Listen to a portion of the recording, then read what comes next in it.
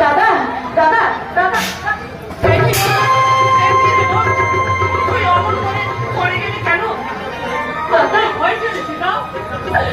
এরা এরা আমাকে অন্ধ করে দিয়েছে দাদা।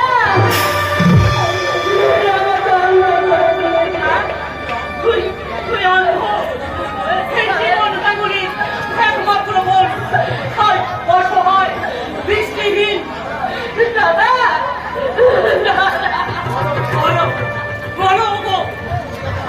বড় নিষ্ঠুর বিধাতা, এই সরল নিষ্পাপ মেয়েটা তোমার জননী কি এমন অপরাধ করেছিল? কোন অপরাধের সাজা দিতে এই অসহায় মেয়েটার চোখের জল তুমি চিরদিনের মতো বন্ধ করে দিয়েছ? বলো বলো গো পাষাণ দেবতা, বলো। আমার নিয়তির পুরস্কার দাদা। তাই যদি হয়, নিয়তি ওই পুরস্কারটা আমায় দিল না কেন? আমি তো নিজের হাতে সম্প্রদান করেছিলাম, তাহলে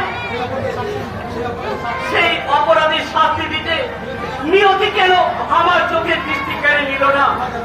তো হয় দাদা, তো হয়। তুমি তুমি একটু শান্ত হও দাদা, তুমি একটু শান্ত হও। কোন শান্তটা শান্ত হয়ে ফিরে যাবনি সীতা? চন্দনকে আমি কি জবাব দেব? দাদা দাদা আসার সময় মনে মনে ভেবেছিলাম শৈবালের জন্য আনা ধুতি আর তোর জন্য আনা পাঞ্জাবি।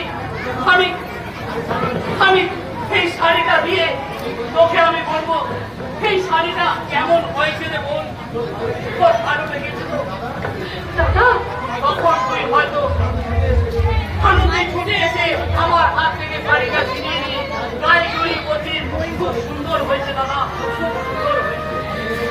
এই দেখো না, এই দেখো না, এই তো আমি শাড়িটা গায়ে জড়িয়ে নিয়েছি দাদা।